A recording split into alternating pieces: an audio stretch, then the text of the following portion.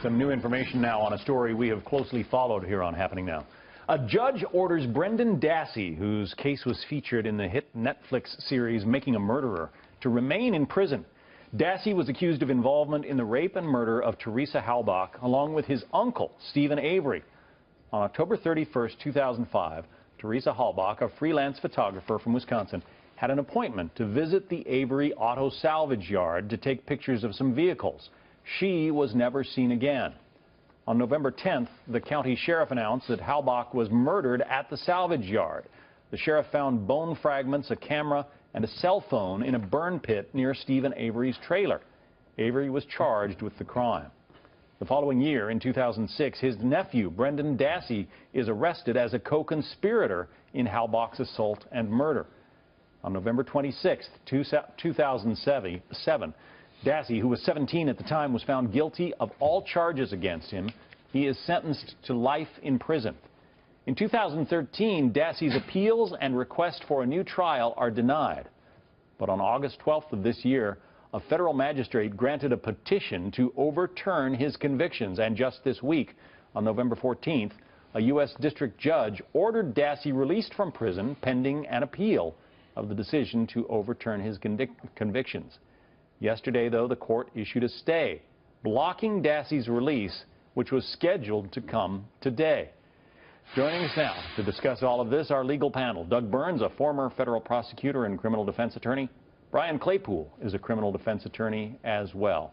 So this kid, who has been in jail for 9 years now, yes, is not going to get out because the prosecutor thinks the judge is wrong? Do you want to explain it? Yeah, it was actually more procedural than substantive, so let me just explain real quickly. What happened was, when the habeas corpus petition was granted, based, by the way, on the fact that his confession was somewhat coerced, but put that to the side, the judge said that if the prosecutors don't move forward with a retrial, he is to be released in 90 days, which is 90 days from August 14th. Takes us right into the middle of November. The state appealed, and the appellate court basically just said, wait a minute, let's just stay it, meaning in simple English, we're going to not make any decision on his release until we can actually look at the entire picture. So it's really procedural. It's not so much that they're saying he must be jailed. We're just going to hold it in abeyance until we can look at the full picture. Anybody who watched this documentary, Brian, it was, to be fair, it was one-sided. It was from the point of view of Stephen Avery and Brendan Dassey. But anybody who watched the video of the so-called confession of Brendan Dassey, when he tells the investigators, you know, I guess what they wanted to hear, and then said, hey, I got to go to school now after just confessing to a murder.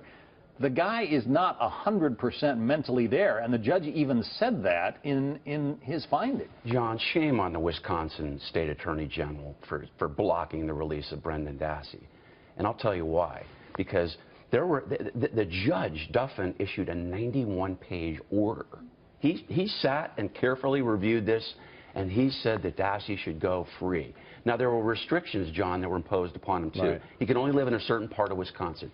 He can't own a firearm. He can't go near Stephen Avery. He can't apply for a passport. So you tell me why that's not good enough to allow him to go free. And then getting back to your question, people should know that Dassey had the mentality of a 9-year-old. I have a little girl who's 10. Right. I couldn't imagine her sitting in there being interrogated without an adult or lawyer there. Let me read from part of that 91-page report that Brian just mentioned. Yes. The judge found the investigators repeatedly claimed to already know what happened on October 31st, the day of the murder, and assured Dassey he had nothing to worry about. These repeated false promises, when considered in conjunction with all relevant factors, most especially Dassey's age, intellectual deficits, and the absence of a supportive adult, rendered Dassey's confession involuntary. Yeah, I read through most of that opinion myself, and it's interesting because the police can make certain misrepresentations. They can say, we know exactly what happened, we know all of the facts. And they said that to him. But you can't, they did say that, but the more problematic part, much more problematic, John, is when they said, don't worry, you're going to be fine, you're not going to get in trouble. That's what really bothered the magistrate.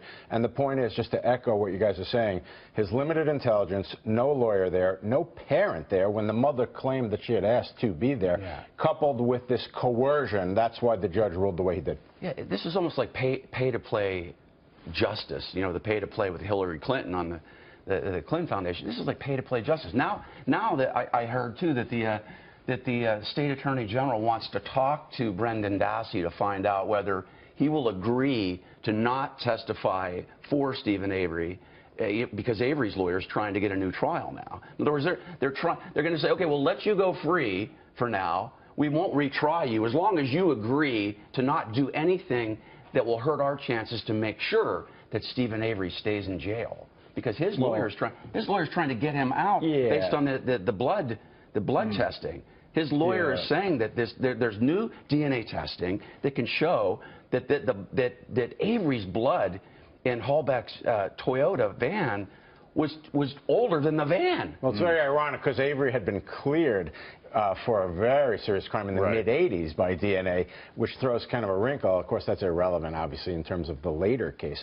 But the question that emerges, I don't have any answers, is will the fact that the judge threw out the Dassey confession have any impact on Avery's chances for some relief, John? Well, it's my understanding that Avery has exhausted his appeals. No, he has. He has.